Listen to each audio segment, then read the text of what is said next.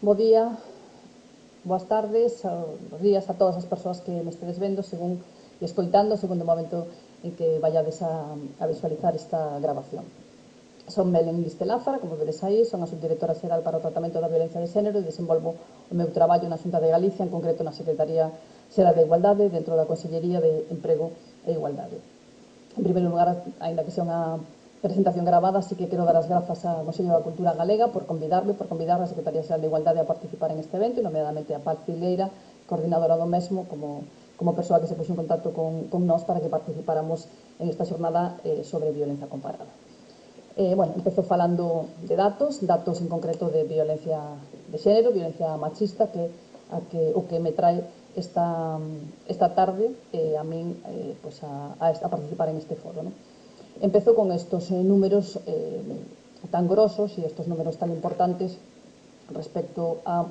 mulleres asasinadas víctimas da violencia de xénero en toda España, ¿no? Entre os anos 2003, como vedes aí, o ano 2020, en concreto hasta o 28 de outubro de 2020, que recollen este dato, foron asasinadas en España 1.068 mulleres víctimas da violencia de xénero. 1.068 mulleres víctimas da violencia de xénero. Me gusta tamén traer a colación esta porcentaxe que creo que é interesante, que está debaixo, interesantísima e clave para entender este delito, que o 86% das víctimas que sofren violencia de xénero o contan alguén do seu entorno, familiar, personal, de amizades, etc. Pero solamente un 29% denuncia a violencia machista. Por que as víctimas non denuncian? Por que existe ese retraemento a presentar unha denuncia ou a dar ese paso para denunciar a violencia que se sofre? Nun estudio que se fixo na Delegación do Goberno para a Violencia de Xénero no marco do Estado español no ano 2015, ese estudio sobre a inhibición a denunciar das vítimas da violencia de xénero, aí vedes as porcentaxes de resposta que deron as mulleres que non denunciaran unha situación de violencia machista sendo vítimas desa violencia. Un 38% manifestou non conceder suficiente importancia á violencia vivida en aquel momento, polo tanto, iso as levou a non presentar unha denuncia, é dicir, non eran conscientes, non identificaban suficientemente os signos da violencia que sufrían. Un 23% manifestou que non o fixo por medo diverso, non un único medo ao opresor, medo ao proceso judicial, medo a non ser creídas, medo a perder os seus fillos e fillas, etc. Medo, que unha porcentaxe tamén moi importante, 23%, un 19% por vergonza sobre a situación que viviron, por recoñecer esas situacións que toleraron, xa vemos que paradóxico, un 9% por culpabilidade, se senten culpables de ser elas as que provocaron esa situación de violencia, un 7% non quere perxudicar ao seu agresor, que casi sempre é a súa parella ou exparella, non queren que teñan problemas coa policía, que teñan problemas no traballo, que sean detidos, etc. Probablemente queren rematar con isto e vivir tranquilas dunha vez. E un 4% non denuncia ou manifestou non denunciar porque sufriu presións no seu entorno máis cercano, entorno familiar ou entorno de personal, para seguir con esa situación, para non meterse en problemas, para aguantar, etc. Aí o vedes en tablas estadísticas. E eu sempre digo que posiblemente non, eu non coñezo ningún delito que este tipificado no Código Penal en España donde calquera víctima ou donde unha víctima que sufra un delito que non sea de violencia machista, de violencia de xénero, reúna estas características. O sea, non coñezo a ningunha víctima de ningún delito grave, ou que sexa, que non este relacionado con violencia machista, que non lle conceda suficiente importancia ao delito que sufriu. Vamos a pensar en un roubo, que teña medo en presentar unha denuncia, que teña vergonza cando vai a presentar esa denuncia, que se sinta culpable, pois porque que deixaras o coche aberto ou a casa aberta, se te roubaron, non nos vamos a sentir culpables para denunciar ese delito, por suposto, nunca por non querer perxudicar a persoa que cometeu ese delito, e tampouco temos presións familiares na nosa contorna que nos impidan presentar esa denuncia. Por lo tanto, unha vertiente máis de que a violencia machista é un delito extremadamente complexo, poliédrico, complicado, e que, aínda que non sexa obxecto desta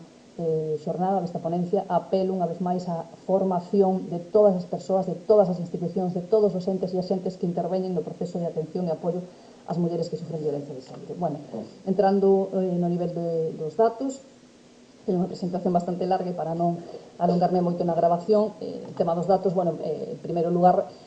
sinalar que a Xunta de Galicia, a través do Instituto Galego de Estadística, ten recoñecido unha operación estadística específica sobre violencia de xénero, onde se recoñen determinados datos. Eu trouxen aquí algúns deles, quizás os máis evidentes os que, neste caso concreto, este primeiro dato que supón o dato da punta do iceberg, as mulleres asesinadas. Mulleres asesinadas en Galicia, mulleres asesinadas en España. Trouxe que hai os datos desde o ano 1999 hasta o ano 2019, ano pechado, aínda que é certo que os datos estadísticos de violencia de xénero oficialmente en España se recollen dende o ano 2003. Existen dende o ano 1999, xa temos esos datos, pero oficialmente o Estado español empezou a computar as víctimas da violencia de xénero, logo explicarei que víctimas son as que se computan, dende o ano 2003. E en Galicia, entre esos anos, no ano 1999 e 2019, que son datos tamén que os que dispoñemos na comunidade autónoma, foron asesinadas 70 mulleres víctimas da violencia de xénero. Como digo, a punta máis evidente do iceberg, o que máis se ve, a parte máis pequena, porque o gran iceberg da violencia machista está claramente soterrado. Tamén temos os datos relativos a menores asesinados en España, víctimas da violencia machista, o que se chama violencia vicaria, é dicir, violencia exercida sobre os menores para facer un dano extremo ás mulleres. Esta violencia está recoñecida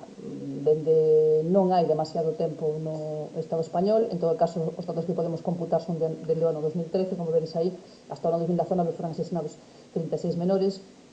e en Galicia en concreto, entre ese mesmo período, un menor na provincia da Coruña no ano 2017, un rapaz de 11 anos. Bueno, seguindo cos datos estadísticos dos que dispoñemos na Xunta de Galicia, indicar tamén que dende o ano 2013 o Consello da Xunta determinou que a asesoría xurídica da comunidade autónoma se personase en todos os procedementos penais que se levaran a cabo en Galicia por causa con resultado de morte, nos casos de asesinato, homicidio con asesinato por violencia machista, e dende o ano 2013, como digo, a Xunta de Galicia está personada, ou se personou, moitos destes procedimentos se remataron en 17 procedimentos penais. Nos personamos, a Xunta de Galicia se persona a través dos seus letrados e letradas, sempre e cando as familias outorguen autorización para ese personamento, que na maioría dos casos é así. Vedes que as gráficas, a parte azul é o número de casos que se produciron en cada ano, e a gráfica laranxa é o número de casos nos que estamos personados. É dicir, por exemplo, no ano 2014 de 6 casos nos personamos en 3, no ano 2015 de 8 en 6, etc. Houbo moi poucos casos onde non houbera autorización familiar, creo que en concreto en 2 ou 3 casos, o digo así de memoria, e no resto dos casos onde a administración autonómica non está personada é porque o agresor suicidouse e, polo tanto, non existe procedimento penal con acusado. E tamén quero resaltar os datos de ordes de protección, os datos das medidas de protección que dictan os xulgados radicados en Galicia, que entre o ano 2009 e o ano 2019 foron esos datos que vedes aí. En concreto, no ano 2019, o máis recente, se dictaron 2022 ordes de protección en Galicia. Poño aí na diapositiva, vedes, mulleres, non menores, porque isto é algo que, traballando neste departamento, me preocupa especialmente, non? Como vos comentei antes, os datos oficiales en cuanto ao reconto de mulleres víctimas de violencia machista en España se recollen dende o ano 2003, pero o dato dos menores non se recolle nin siquiera a día de hoxe. Se recolle o número de menores asesinados, como antes vimos, 36 menores asesinados dende o ano 2000, vedes aquí, desde o ano 2013, 36, un deles en Galicia, pero, sin embargo, os menores que dende o ano 2015 son recoñecidos pola Lei Orgánica 1/2004, o sea, a Lei Orgánica Estatal, son recoñecidos tamén os menores fillos de mulleres víctimas de violencia de xénero, son tamén recoñecidos como víctimas igualmente desa violencia. Sin embargo, dende as administracións públicas descoñecemos eses datos, é dicir, que si se dicta unha medida de protección a unha muller, en este caso en Galicia, ano pasado se dictaron 2022 medidas de protección, ordes de protección a mulleres que viven en Galicia, esas medidas de protección moi poucas veces conteñen datos sobre os menores. Por lo tanto, a veces podemos intuir que teñen algún fillo, algunha filla menor, pero non sabemos nin como se chaman, nin onde están. Por lo tanto, creo que isto, tamén é apelar a que se melloren dende o Consello Xeral do Poder Judicial esos datos relativos aos menores fillos das mulleres víctimas de violencia de xénero, que, como digo, tamén son víctimas desa violencia machista, porque sin esos datos, dende as administracións públicas de ámbito social, asistencial, tampouco vamos a poder actuar ou diseñar medidas especificamente dirixidas a eles, non? Bueno, comentar simplemente que as follas de ruta da Administración galega, unha vez que fixen un repaso rápido de datos que agora van a estar detallados tamén nas seguintes diapositivas, aínda que non vou a entrar a tanto detalle porque senón non me vai a dar tempo de respetar o tempo que me marcaron dentro do Consello da Cultura. Simplemente recordar que as follas de ruta que temos na Administración da Xunta de Galicia para traballar na violencia de xénero son dúas fundamentales. Esta é a primeira de todas elas, a Lei 11/2007, a Lei Galega para a Prevención e Tratamento Integral da Violencia de Xénero. É unha lei que foi, como vedes no seu título, aprobada aprobada en xullo do ano 2007 e que, bueno, pues constituye un fito histórico para a nosa comunidade porque foi a primeira lei elaborada especificamente para previr ou traballar e apoiar as víctimas desta violencia, non? Fundamentalmente, os elementos que ten diferenciadas a lei que temos en Galicia respecto á lei orgánica 1/2004 son esos dous que vedes aí. Fundamentalmente, o recoñecemento amplio de todas as formas de violencia, é dicir, como vos dixen antes, a lei orgánica estatal solamente recoñece, polo menos o día de hoxe, solamente recoñece como violencia de xénero a violencia que exerce un home sobre unha muller coa que ten ou tivo unha relación de afectividade ou análoga de afectividade, é dicir, solamente a violencia que un home exerce sobre a súa parella ou exparella. Pero, por exemplo, a violencia sexual, cando é exercida por un terceiro, por un descoñecido, por unha persona que non ten relación sentimental de parella coa víctima, eso non é recoñecido, non está recoñecido a día de hoxe como violencia de xénero. Na lei galega xa dende o ano 2007 a violencia sexual, a trata de seres humanos fundamentalmente de mulleres e nenas con fines de explotación sexual ou acoso sexual, son recoñecidas tamén como formas de violencia de xénero. Por lo tanto, isto implica que, aínda que a nosa lei, evidentemente, porque as comunidades autónomas non teñen ámbito competencial dentro do marco penal, si teñen a competencia sobre a asistencia social integral, por lo tanto, as mulleres que sufren este tipo de violencia sexual, trata de seres humanos, na nosa comunidade autónoma teñen acceso a recursos de carácter socioasistencial que non terían si rexise exclusivamente a denominación de violencia de xénero da Lei 1/2004. E, en segundo lugar, outro elemento moi importante que ten esta lei aprobada no 2007 é que amplía as formas para acreditar a situación de violencia machista. É dicir, que segundo a lei estatal, que é que 1/2004, que, insisto, a día de hoxe todavía sigue en vigor, esa lei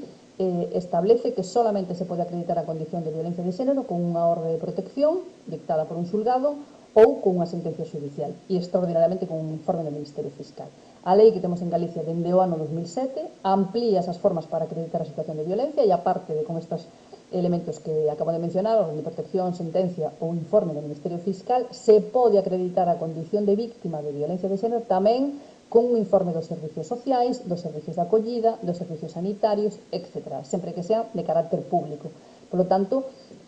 esa ampliación de acreditación é tamén un elemento importante para unha mellor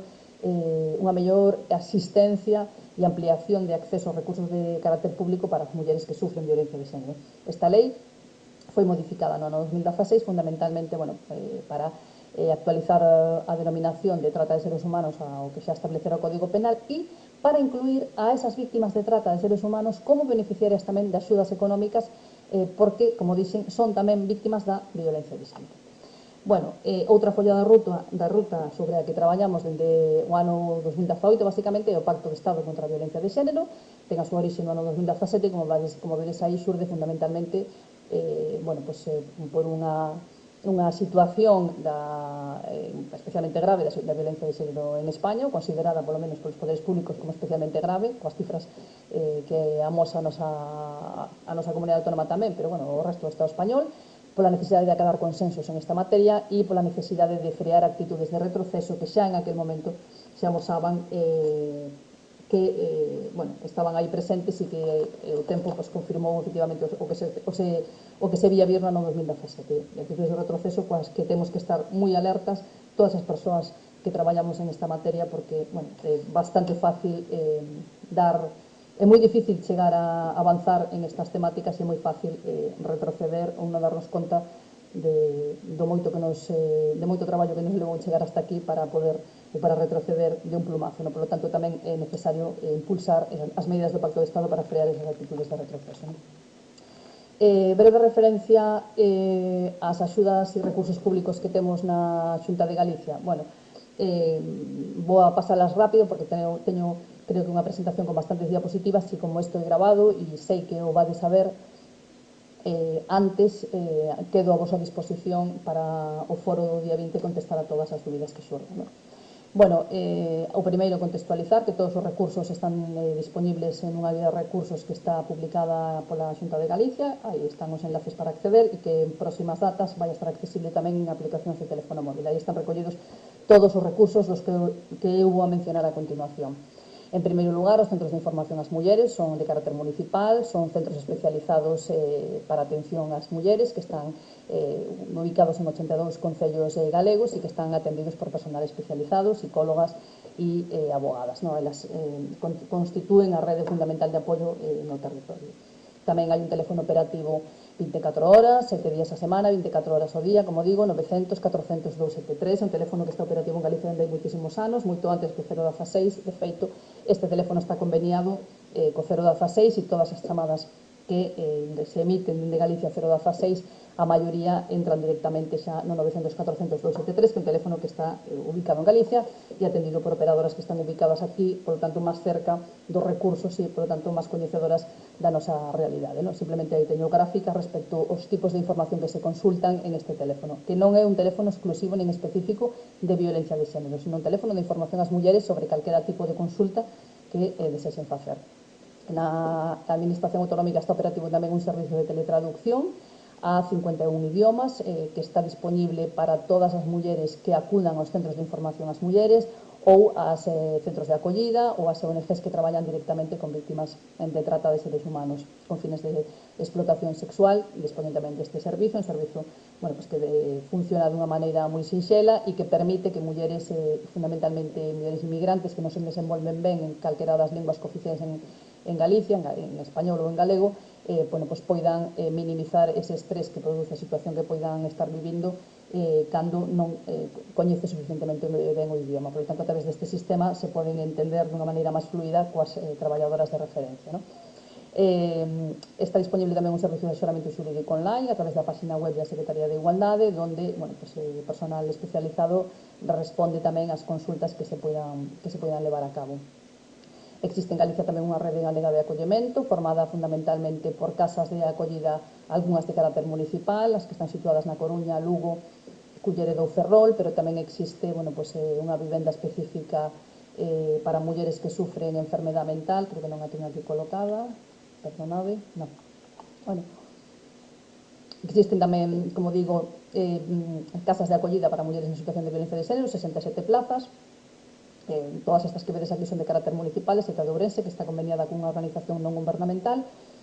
e o Centro de Emerxencia de Vigo, este sí é de carácter autonómico, ten 20 plazas e estes son os datos de ocupación do ano 2019. Estos que puxen aquí antes tamén son os datos de ocupación do ano 2019. Tamén comentar que na rede galega de acollemento tamén dispoñemos dende o ano 2018-19 de unha vivenda que está xestionada por unha organización especializada en mulleres víctimas de violencia de xénero con enfermidade mental. Me parece que o teño posteriormente. Sinalar que en Santiago está radicado o Centro de Recuperación Integral para Mulleres que sufren violencia de xénero. Este sí é un centro de carácter autonómico, dependente da Secretaría Xeral de Igualdade, con un equipo multidisciplinar de persoas que traballa en casos especialmente graves ou de maior vulnerabilidade, para apoiar, axudar a calquera muller galega que sufra, que viva en Galicia, que sufra violencia de xénero. É un centro, como digo, de carácter integral, onde o período de estancia ambulatoria máis larga, non é un centro de acollida, non o dixen, non é un centro de acollida, é un centro de tratamento ambulatorio que atende mulleres de toda Galicia, posto que con un acordo asinado no ano 2011 coa Federación Galega do Taxi, Pegataxi, é a federación máis representativa en Galicia do sector do taxi, conta con máis de 3.700 vehículos. A través deste convenio podemos posibilitar que calquera muller que resida en calquera lugar de Galicia poida ser atendida no Centro de Recuperación Integral se é preciso. Non? Tamén este servicio de Federación Galega de Taxistas nos axuda nos traslados ou axuda aos traslados das mulleres aos centros de acollida dende os centros de comisaría, xulgados, centros de información ás mulleres, etc. Non? Comentar tamén que os programas máis lonxevos da Xunta de Galicia son fundamentalmente os programas de atención psicolóxica, en concreto este que está conveniado dende o ano 2004 co Colexio Oficial de Psicología de Galicia, donde a través dunha rede de 96 terapeutas se ofrece atención psicolóxica gratuita ás mulleres en situación de violencia de xénero, tamén aos seus fillos e fillas e tamén ás persoas do entorno familiar destas mulleres que se puderan ver afectadas por esa situación de violencia, non? Abaixo tedes os datos para que logo os vexades con calma respecto das atencións realizadas no último ano. Existe tamén na Comunidade Autónoma Galega unha liña de axudas económicas directas dirixidas ás mulleres víctimas de violencia de xénero. Unha delas son as prestacións periódicas de apoio a estas mulleres que teñen esa finalidade fundamental de axudalas a rachar esa independencia económica co agresor. É unha axuda que se percibe, como vedes aí, de maneira periódica durante 12 meses e vedes tamén na pantalla o número de beneficiarias nos últimos anos, non? Tamén se xestiona en Galicia a axuda económica que está establecida na Lei Orgánica 1/2004, da que antes falei, unha axuda que está fundamentalmente pensada para mulleres víctimas de violencia de xénero que debido a esa situación de violencia non se atopan en condicións de buscar emprego polas consecuencias sufridas, e tamén existe un fondo galego de garantía de indemnizacións donde se establecen indemnizacións económicas para as mulleres ou para os seus fillos e fillas cando os danos e prexuicios causados pola situación de violencia queden acreditados en unha sentencia judicial e o obrigado a pagar esa sentencia judicial, o agresor, non o faga, non? Que suele ser no 99% dos casos onde os agresores se declaran insolventes e, polo tanto, estas mulleres e estes menores nunca chegan a cobrar esas indemnizacións. Polo tanto, esta axuda pública ten como finalidade adiantar esa indemnización que logo, a administración debería repercutir en ese agresor. Son importantes tamén os programas de inserción laboral para mulleres en situación de violencia de xénero. A independencia económica e autonomía en este sentido é clave para a recuperación, para o empoderamento das mulleres que pasan por unha situación de violencia. Por lo tanto, é moi interesante tamén traballar en este tipo de programas para axudalas a mellorar ou a reforzar as súas competencias para entrar no mercado laboral, non? A partir do ano 2019, como vos comentei antes, co Pacto de Estado contra a Violencia de Xénero, que 100% operativo se puxo en marcha en toda España a partir do ano 2019, a Comunidade Autónoma pudo contar con novos programas de apoio ás mulleres que sofren violencia de xénero, fundamentalmente, como vedes aí, a presenza de psicólogas e un psicólogo nas 7 oficinas judiciais que están radicadas nas 7 grandes cidades, nos xulgados das 7 grandes cidades, e tamén traballadoras sociais en esas 7 oficinas judiciais, non? As oficinas judiciais de atención ás víctimas radicadas dentro do xulgado que antes non tiñan ou non contaban con personal especializado neste eido, nin psicólogos, nin psicólogas, nin traballadoras sociales tampouco. Traballadoras sociales o poño en femenino porque solamente hai traballadoras sociales nas oficinas, psicólogas e psicólogos porque algún chico sí que hai desenvolvendo ese traballo. Tamén puxemos en marcha a quenda psicolóxica de garda para poder contar con atención psicolóxica no momento inicial de presentación da denuncia. Se presta tamén a través tamén da rede de terapeutas que ten o Colexio Oficial de Psicología de Galicia e fundamentalmente trata de que as mulleres no momento inicial de presentación desa denuncia non estean soas, é dicir, que teñan ao seu lado unha persona profesional formada que poida apoialas, aínda que solamente sea dando ánimo coa súa presencia en ese longo proceso de presentación da denuncia, non? E estamos pendentes tamén de realizar a proba piloto para unha quenda social de garda donde tamén traballadoras sociales especializadas reforcen ese apoio final unha vez presentada a denuncia para que a muller poida salir das dependencias policiales ou judiciales con toda a información de carácter social ou ao menos con un contacto directo para, en canto anímicamente este en mellores condicións, saber cales son os abanos de medidas de carácter social ás que pode acceder, non? Moi importante traballar tamén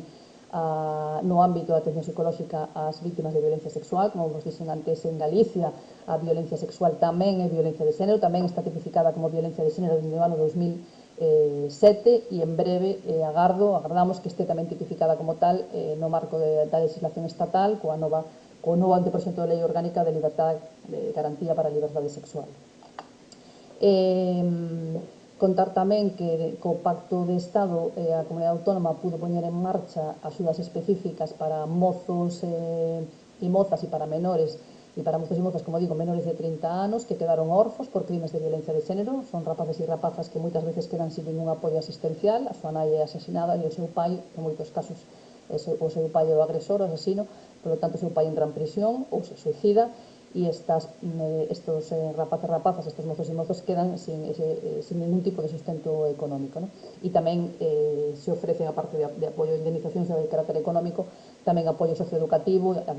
para os gastos, todos os gastos administrativos, de sepelio, etc., ¿no? E tamén existen indemnizacións de carácter económico para as víctimas especialmente feridas de especial gravidade, que a veces, bueno, pues, teñen que facer fronte a un cambio importante na súa vida, posto que esas lesións gravemente invalidantes que causan cambios fundamentales no seu traballo, na súa economía, etc., ¿no? Por lo tanto, bueno, pues, tamén axudas que intenten restaurar en pouca medida, en verdad, pero que intenten restaurar o primeiro impacto desa violencia nos casos de mulleres especialmente feridas, ¿no? Tamén este operativo o bono de alugueiro social para víctimas de violencia de xénero. Dende o momento COVID, este bono de alugueiro o que fai é financiar o 100% do alugueiro dunha muller víctima de violencia de xénero que aluga unha vivenda en calquera sitio de Galicia. O importe do alugueiro é directamente sufragado dende a Administración Autonómica, neste caso do Instituto Galego de Vivenda e Solo, directamente ao arrendador ou arrendadora da vivenda. Por tanto, un programa tamén enormemente importante para esa autonomía, para ese proceso de salida da violencia das mulleres, ¿no? E remato xa, non sei se me terei pasado de tempo, remato xa coas cifras espeluznantes desde o meu punto de vista da violencia de xénero, da violencia machista en España. A día de hoxe, como vedes, bueno, os datos están recollidos en outubro do ano 2020, hai 64.205 casos de violencia de xénero activos, había en outubro do ano 2020, 32.753 mulleres teñen protección policial activa, é dicir, teñen persoas, policías, custodios que teñen que velar pola súa seguridade, 6.398 agresores de violencia de xénero se atopan en prisión e 1.068 mulleres asesinadas en 17 anos e medio, só en 17 anos e medio, ¿no? A veces temos que facer tamén a reflexión de cantos cartos públicos costa todo isto, ¿no? todo este entramado da violencia machista, é dicir, 6.398 agresores en prisión, eso é un gasto enorme para o sistema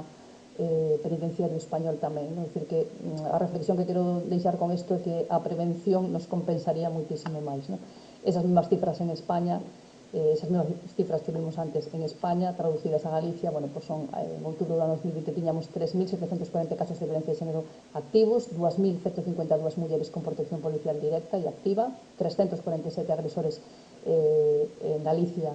en prisión e 70 mulleres asesinadas nos últimos 17 anos e medio. Espero non terme pasado co tempo que me asignou o Consello da Cultura. Estes son os datos de contacto da Secretaría de Igualdade, de como dixen, desenvolvo o meu traballo e quedo a vosa disposición para calquera consulta, dúbida que me queirades plantexar o día 20 no foro habilitado para esta xornada. Moitas grazas e bo día ou boa tarde.